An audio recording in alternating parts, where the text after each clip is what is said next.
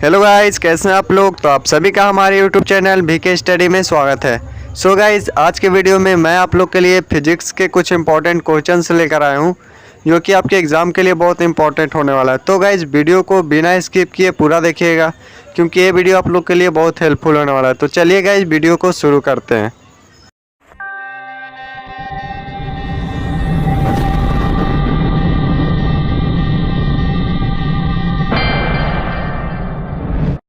तो चलिए गाइस, देखते हैं पहला क्वेश्चन क्या है। The velocity of sound in the air is, यानी कि इसमें आप लोग को बताना है कि हवा में ध्वनि की गति कितनी होती है। ठीक है, तो इसका जो सही आंसर होगा वो होगा ऑप्शन ए, यानी कि 331 मीटर पर सेकेंड जो होता है वो नॉर्मल साउंड की वेलोसिटी होती है। तो ये आप लोग याद रखिएगा।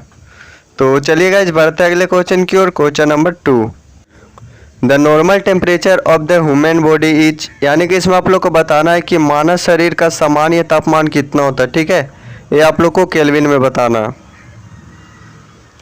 तो इसका जो सही आंसर होगा वो होगा ऑप्शन डी, यानी कि 310 केल्विन जो होता है वो मनुष्य का नॉर्मल टेम्परेचर होता है। ठीक है, और अगर इस वैल्यू को आप एक्यूरेटली कैलकुलेट करोगे तो इसका जो वैल्यू आएगा वो आएगा 310.15 केल्विन। ठीक है, तो ये भी आप लोग याद रखिएगा। तो चलिए गाइस, बढ़ते अगले क्वेश्चन की ओर। Question number 3, which of the following is best conductor of heat, निम्न में से कौन सा ऊष्मा का सबसे अच्छा चालक है।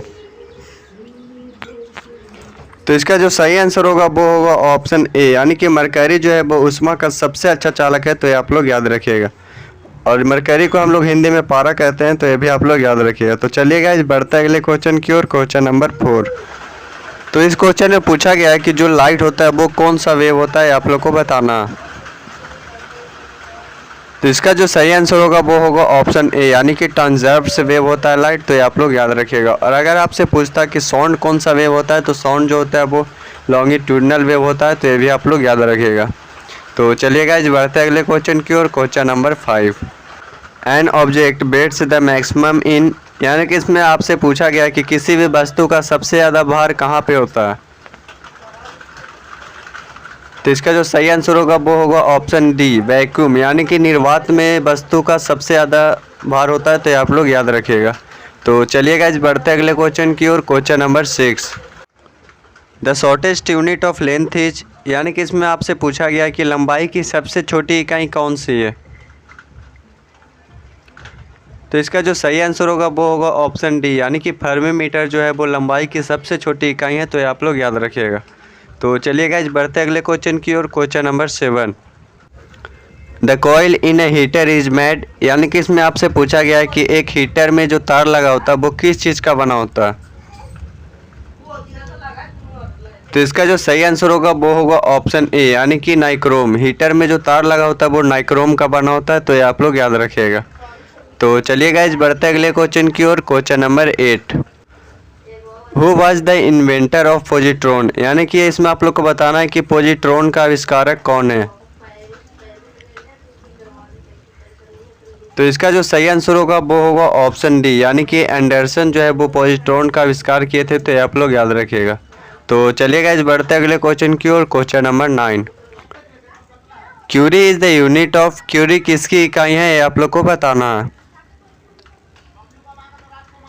तो इसका जो सही आंसर होगा वो होगा ऑप्शन ए, यानी कि रेडियो एक्टिविटी का इकाई क्यूरी होता है। तो ये आप लोग याद रखिएगा। तो चलिए गाइस, बढ़ते अगले क्वेश्चन की ओर। Question number 10, relative humidity is measured by, यानी कि इसमें आप लोग को बताना है कि सापेक्ष आर्द्रता किसके द्वारा मापी जाती है। तो इसका जो सही आंसर होगा वो होगा ऑप्शन बी, यानी कि हाइग्रोमीटर के द्वारा रिलेटिव ह्यूमिडिटी को मेजर किया जाता है। तो ये आप लोग याद रखिएगा। तो चलिए गाइस, बढ़ते अगले क्वेश्चन की ओर। Question number 11, the SI unit of mechanical power is, यांत्रिक शक्ति की एसआई इकाई क्या होती है, आप लोग को बताना है। तो जो पावर का यूनिट होता है वो भी मैकेनिकल पावर का भी यूनिट होगा। तो इसका जो सही आंसर होगा वो होगा ऑप्शन बी, यानी कि वाट जो होता है वो मैकेनिकल पावर का एसआई यूनिट होता है। तो आप लोग याद रखिएगा। तो चलिए गाइस, बढ़ते अगले क्वेश्चन की ओर। Question number 12, the velocity of light in vacuum और एयर इज, वैक्यूम या हवा में प्रकाश की गति कितनी होती है, आप लोग को बताना है। तो इसका जो सही आंसर होगा वो होगा ऑप्शन सी, यानी कि 3 × 10⁸ मीटर पर सेकेंड जो होता है वो वैक्यूम या हवा में प्रकाश की गति होती है। तो ये आप लोग याद रखिएगा। तो चलिए गाइस बढ़ते हैं अगले क्वेश्चन की ओर। Question number 13, weighing 1 kilogram is the weight. 1 kilogram राशि का वजन कितने के बराबर होता है, आप लोग को बताना। तो इसका जो सही आंसर होगा वो होगा ऑप्शन सी, यानी कि 9.8 न्यूटन जो होता है वो 1 किलोग्राम के बराबर होता है। तो ये आप लोग याद रखिएगा। तो चलिए गाइस बढ़ते हैं अगले क्वेश्चन की ओर। Question number 14, commonly heat of the human body in Fahrenheit. मानव शरीर का सामान्य तापमान कितना होता है फ़ारेनहाइट में, आप लोग को बताना है। तो पीछे हमने पढ़ा था केल्विन में सामान्य तापमान होता है मनुष्य का 310 केल्विन पे। अब फ़ारेनहाइट में बताना है कि कितना होता है। तो इसका जो सही आंसर होगा वो होगा ऑप्शन डी, यानी कि 98.6 फ़ारेनहाइट होता है मानव शरीर का सामान्य तापमान। तो ये आप लोग याद रखिएगा। तो चलिए गाइस बढ़ते हैं अगले क्वेश्चन की ओर। Question number 15, neutron was discovered by, यानी कि न्यूट्रॉन का खोज किसने किया था, ये आप लोग को बताना है। तो ये तो बहुत ही कॉमन क्वेश्चन है, तो ये आप लोग को पता होना चाहिए। तो आप इसका आंसर हमें कमेंट करके बताएं कि इसका क्या होगा, ठीक है।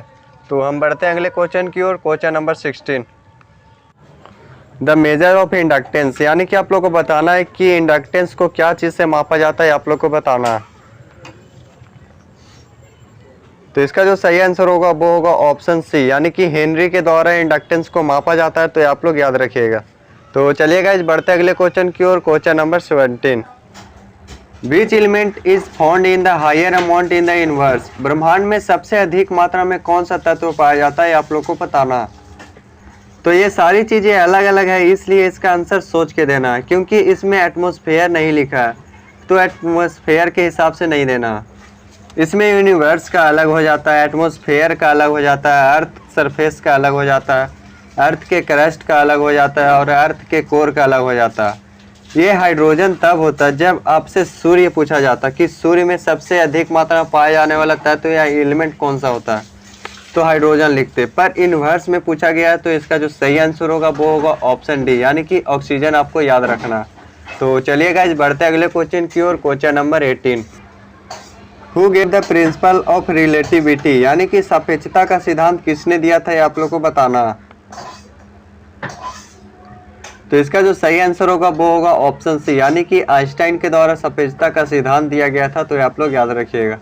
तो चलिए गाइस बढ़ते अगले क्वेश्चन की ओर। Question number 19, who discover the principle of law of floating, यानी कि तैरने के सिद्धांत की खोज किसने की थी, आप लोग को बताना। तो इसका जो सही आंसर होगा वो होगा ऑप्शन डी, यानी कि आर्किमिडीज के द्वारा तैरने का सिद्धांत को खोजा गया था। तो ये आप लोग याद रखिएगा। तो चलिए गाइस बढ़ते अगले क्वेश्चन की ओर। Question number 20, the main component of natural gas is, यानी कि इसमें आप लोग को बताना है कि प्राकृतिक गैस का मुख्य घटक क्या है। तो इसका जो सही आंसर होगा वो होगा ऑप्शन ए, यानी कि मीथेन जो है वो प्राकृतिक गैस का मुख्य घटक है। तो आप लोग याद रखिएगा। तो चलिए गाइस देखते हैं क्वेश्चन नंबर 21 क्या है। चंद्रमा की सतह पर किसी वस्तु के भार में क्या परिवर्तन आता है। What is the change in the weight of an object on the surface of the moon. मतलब इसमें बोला गया है कि अगर आप पृथ्वी से चंद्रमा के सतह पे जाओगे तो आपका जो भार होगा उसमें क्या परिवर्तन आएगा। यानी आप तो पढ़े ही होंगे कि जब भी आप पृथ्वी से चंद्रमा पे जाते हो तो जो आपका वेट होता है वो 1/6 हो जाता है। तो मान लीजिए आपका पृथ्वी पे 48 kg वेट था, तो चंद्रमा पे कितना होगा, तो इसको आप इजीली निकाल सकते हो। 48 × 1/6 जब आप करोगे तो इसका जो आएगा वो 8 kg आ जाएगा। यानी कि आपका वेट पृथ्वी पे 48 था, तो आप चंद्रमा पे आपका वेट हो जाएगा 8 kg, यानी कि आपका वेट डिक्रीज हुआ। तो इसका जो सही आंसर होगा वो होगा ऑप्शन ए, यानी कि घटता है। जब भी आप पृथ्वी से चंद्रमा की ओर जाओगे तो जो आपका वेट होता है वो डिक्रीज हो जाता है। तो ये आप लोग याद रखिएगा। तो चलिए गाइस बढ़ते अगले क्वेश्चन की ओर। क्वेश्चन नंबर 22, एक कप में पानी पर बर्फ तैर रही है। जब यह पूरी तरह से पिघल जाती है तो पीने वाले के पानी के स्तर में क्या परिवर्तन होगी। Ice is floating on water in a single cup when it melts completely, what will be the change in the level of water in the drinker. मतलब इस क्वेश्चन में बोला गया है कि एक कप में पानी रखा हुआ है, उसमें एक बर्फ का टुकड़ा तैर रहा है। अगर वह बर्फ पूरी तरह से पिघल जाए तो वो कप में पानी का लेवल में क्या परिवर्तन आएगा। तो इसका जो सही आंसर होगा वो होगा ऑप्शन सी, यानी कि अपरिवर्तित रहेगा, यानी कि रिमेन अनचेंज, यानी कि कोई चेंजेस नहीं आएगा पानी के लेवल में। तो ये आप लोग याद रखिएगा। तो चलिए गाइस बढ़ते अगले क्वेश्चन की ओर। क्वेश्चन नंबर 23, दूध से क्रीम निकालने में कौन सा बल लगता है? What force is used to remove cream from milk? तो इसका सही आंसर होगा ऑप्शन ए, यानी कि अपकेंद्रण बल, यानी कि सेंट्रीफ्यूगल फोर्स के द्वारा दूध से मक्खन को निकाला जाता है। तो ये आप लोग याद रखिएगा। तो चलिएगा इस बढ़ते अगले क्वेश्चन की ओर। क्वेश्चन नंबर 24, हुक का सिद्धांत निम्नलिखित में से किससे संबंधित है? Hooke's principle is related to which of the following? तो इसका जो सही आंसर होगा वो होगा ऑप्शन बी, यानी कि प्रत्यास्थता से, यानी कि इलास्टिसिटी से संबंधित है हुक्स लॉ। तो आप लोग याद रखिएगा। तो चलिएगा इस बढ़ते अगले क्वेश्चन की ओर। क्वेश्चन नंबर 25, किस वैज्ञानिक ने सर्वप्रथम बर्फ के दो टुकड़ों को आपस में घिसकर पिघला दिया? Which scientist first melted two piece of ice by rubbing them together? तो इसका जो सही आंसर होगा वो होगा ऑप्शन सी, यानी कि डेवी पहले वैज्ञानिक थे जो बर्फ के टुकड़ों को घिसकर पिघला दिए थे। तो आप लोग याद रखिएगा। तो चलिएगा इस बढ़ते अगले क्वेश्चन की ओर। क्वेश्चन नंबर 26, बर्फ पर दाब बढ़ाने से उसका गलनांक में क्या परिवर्तन आता है? How does increasing the pressure on ice change it's melting point? तो इसका जो सही आंसर होगा वो होगा ऑप्शन ए, यानी कि घटता है। जब भी आप बर्फ़ पे दाब बढ़ाओगे तो जो उसका मेल्टिंग पॉइंट होता है वो डिक्रीज होता है। तो ये आप लोग याद रखिएगा। तो चलिएगा इस बढ़ते अगले क्वेश्चन की ओर। क्वेश्चन नंबर 27, मानव शरीर का सामान्य तापमान कितना होता है? What is the normal temperature of the human body? तो इसका जो सही आंसर होगा वो होगा ऑप्शन सी, यानी कि 37 डिग्री सेल्सियस होता है ह्यूमन बॉडी का नॉर्मल टेम्परेचर। तो ये आप लोग याद रखिएगा। और मैंने पिछला वीडियो में बताया था कि ह्यूमन बॉडी का नॉर्मल टेम्परेचर इन केल्विन कितना होता है। तो केल्विन में 310 डिग्री होता है, और फ़ारेनहाइट में भी मैंने बताया था। तो फ़ारेनहाइट में होता है 98.6। तो ये दोनों भी आप लोग याद रखिएगा। तो चलिएगा इस बढ़ते अगले क्वेश्चन की ओर। क्वेश्चन नंबर 28, कमरे में रखे रेफ्रिजरेटर का दरवाज़ा खोल दिया जाता है तो कमरे के ताप में क्या परिवर्तन आएगा? If the door of the refrigerator kept in the room is opened, what will the change in the temperature of the room? मतलब इसमें बोला गया है कि एक कमरे में एक फ्रिज रखा हुआ है, अगर उसका दरवाज़ा खोल दिया जाए तो जो रूम का टेम्परेचर होता है उसमें क्या चेंजेस आएगा? तो इसका जो सही आंसर होगा वो होगा ऑप्शन बी, यानी कि बढ़ता है। रूम का जो टेम्परेचर है वो और इंक्रीज होगा। तो ये आप लोग याद रखिएगा। तो चलिएगा इस बढ़ते अगले क्वेश्चन की ओर। क्वेश्चन नंबर 29, थर्मस फ्लास्क के आविष्कारक कौन है? Who is the inventor of thermos flask? तो इसका जो सही आंसर होगा वो होगा ऑप्शन ए, यानी कि डीवार ने थर्मस फ्लास्क का आविष्कार किया था। तो ये आप लोग याद रखिएगा।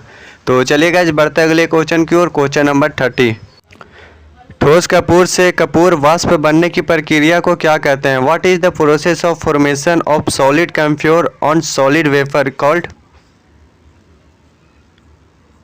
तो इसका जो सही आंसर होगा वो होगा ऑप्शन डी, यानी कि ऊर्ध्वपातन, सब्लिमेशन हम लोग कहते हैं ठोस कपूर से कपूर वाष्प बनने की प्रक्रिया को। तो ये आप लोग याद रखिएगा।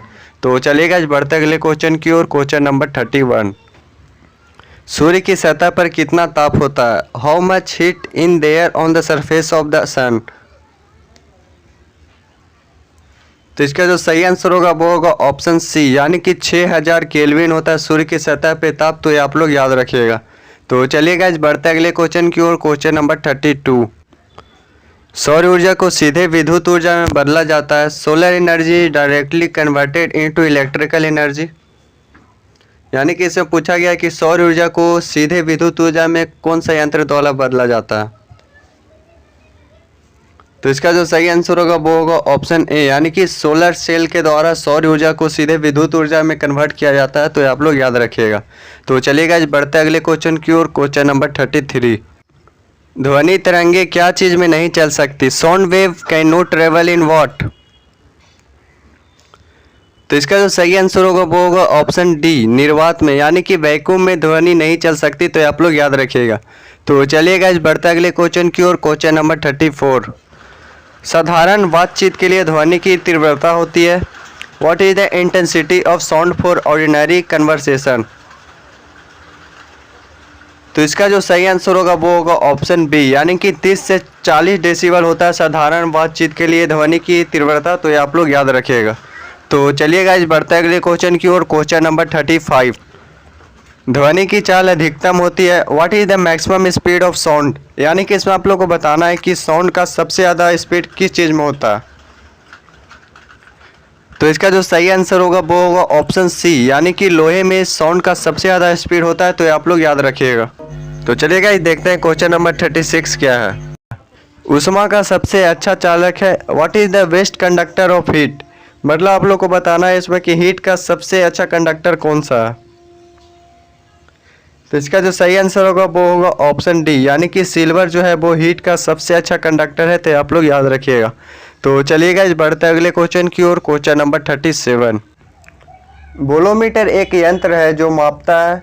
Bolometer is an instrument that measures. तो इसका जो सही आंसर होगा वो होगा ऑप्शन बी, ऊष्मीय विकिरण, यानी कि थर्मल रेडिएशन को बोलोमीटर मेजर करता है। तो आप लोग याद रखिएगा। तो चलिए गाइस बढ़ते हैं अगले क्वेश्चन की ओर। क्वेश्चन नंबर 38, एक टेबल पंखे को बंद कमरे में चलाने पर कमरे की हवा कैसी होगी। How will be the air in the room be when a table fan is run in a closed room. तो इसका जो सही आंसर होगा वो होगा ऑप्शन ए, यानी कि गर्म हो जाएगा। अगर आप किसी टेबल पंखे को बंद रूम में चलाओगे तो जो कमरे का हवा है वो गर्म हो जाएगा। तो ये आप लोग याद रखिएगा। तो चलिए गाइस बढ़ते अगले क्वेश्चन की ओर। क्वेश्चन नंबर 39, निम्नलिखित में से कौन सा ऊष्मा का सबसे अच्छा सुचालक है। विच of the following is the best conductor of heat, यानी कि इसमें से आप लोग को बताना है कि इन चारों ऑप्शन में से कौन सा है जो बेस्ट कंडक्टर है हीट का। तो इसका जो सही आंसर होगा वो होगा ऑप्शन सी, यानी कि वर्षा का पानी है जो इनमें से सबसे अच्छा सुचालक है। तो आप लोग याद रखिएगा। तो चलिएगा इस बढ़ते अगले क्वेश्चन की ओर। क्वेश्चन नंबर 40, जिस ताप पर कोई ठोस पदार्थ ऊष्मा पाकर द्रव में बदल जाता है क्या कहलाता है। The temperature at which a solid substance turn into a liquid after receiving heat is called. तो इसका जो सही आंसर होगा वो होगा ऑप्शन ए, यानी कि गलनांक। जब भी कोई ठोस पदार्थ द्रव में बदलता है तो उसको हम लोग गलनांक कहते हैं। तो आप लोग याद रखिएगा। तो चलिएगा इस बढ़ते अगले क्वेश्चन की ओर। क्वेश्चन नंबर 41, अश्रव्य तरंगों की आवृत्ति होती है। What is the frequency of infrared waves. तो इसका जो सही आंसर होगा वो होगा ऑप्शन ए, यानी कि 20 Hz से कम होता है अश्रव्य तरंगों की आवृत्ति। तो आप लोग याद रखिएगा। तो चलिएगा इस बढ़ते अगले क्वेश्चन की ओर। क्वेश्चन नंबर 42, वायु में ध्वनि का कितना वेग होता है। What is the velocity of sound in air, मतलब इसमें आप लोग को बताना है कि हवा में ध्वनि का जो चाल होता है वो कितना होता है। तो इसका जो सही आंसर होगा वो होगा ऑप्शन ए, यानी कि 330 मीटर पर सेकेंड होता है हवा में ध्वनि का वेग। तो ये आप लोग याद रखिएगा। और ये अप्रोक्स में 330 है। तो ये भी आप लोग याद रखिएगा। तो चलिएगा बढ़ते अगले क्वेश्चन की ओर। क्वेश्चन नंबर 43, प्रतिध्वनि का कारण है the reason for the resonance, मतलब इसमें आपसे पूछा गया है कि मान लीजिए आप किसी खाली रूम में हो और आप आवाज़ करते हो, जो आपका आवाज़ है वो वापस से रिपीट होता है, वो किस कारण से होता है आप लोग को बताना है। तो इसका जो सही आंसर होगा वो होगा ऑप्शन ए, यानी कि ध्वनि का परिवर्तन, रिफ्लेक्शन ऑफ साउंड के कारण जो होता है आपका आवाज़ वापस से रिपीट होता है। तो ये आप लोग याद रखिएगा। तो चलिएगा बढ़ते अगले क्वेश्चन की ओर। क्वेश्चन नंबर 44, श्रव्य तरंगों की आवृत्ति कितनी होती है। What is the frequency of Audible waves. तो इसका जो सही आंसर होगा वो होगा ऑप्शन डी, यानी कि 20 Hz से 20,000 Hz तक होता है ऑडिबल रेंज। तो आप लोग याद रखिएगा। तो चलिएगा इस बढ़ते अगले क्वेश्चन की ओर। क्वेश्चन नंबर 45, सोनार अधिकांशतः प्रयोग में लाया जाता है। सोनार इज मोस्टली यूज फॉर, मतलब इसमें आपसे पूछा गया कि सोनार का सबसे ज़्यादा उपयोग हम लोग कहाँ पे करते हैं। तो इसका जो सही आंसर होगा वो होगा ऑप्शन डी, यानी कि नौ संचालकों द्वारा सोनार का सबसे ज़्यादा यूज किया जाता है। तो आप लोग याद रखिएगा। तो चलिएगा इस बढ़ते अगले क्वेश्चन की ओर। क्वेश्चन नंबर 46, डॉपलर प्रभाव संबंधित है। Doppler effect is related to, तो इसका जो सही आंसर होगा वो होगा ऑप्शन ए, ध्वनि यानी कि साउंड। डॉपलर इफेक्ट जो है वो साउंड से रिलेटेड है, तो ये आप लोग याद रखिएगा। तो चलिएगा इस बढ़ते अगले क्वेश्चन की ओर। क्वेश्चन नंबर 47, प्रकाश का तरंग सिद्धांत किसके द्वारा प्रस्तावित किया गया? By whom was the wave theory of light proposed? तो इसका जो सही आंसर होगा वो होगा ऑप्शन बी, यानी कि हाइजेंस के द्वारा प्रकाश का तरंग सिद्धांत को प्रस्तावित किया गया। तो ये आप लोग याद रखिएगा। तो चलिएगा इस बढ़ते अगले क्वेश्चन की ओर। क्वेश्चन नंबर 48, प्रकाश का वेग सर्वप्रथम किसने ज्ञात किया? Who first discover the speed of light? तो इसका जो सही आंसर होगा वो होगा ऑप्शन सी, यानी कि रोवर ने सबसे पहले स्पीड ऑफ लाइट को कैलकुलेट किया था। तो ये आप लोग याद रखिएगा।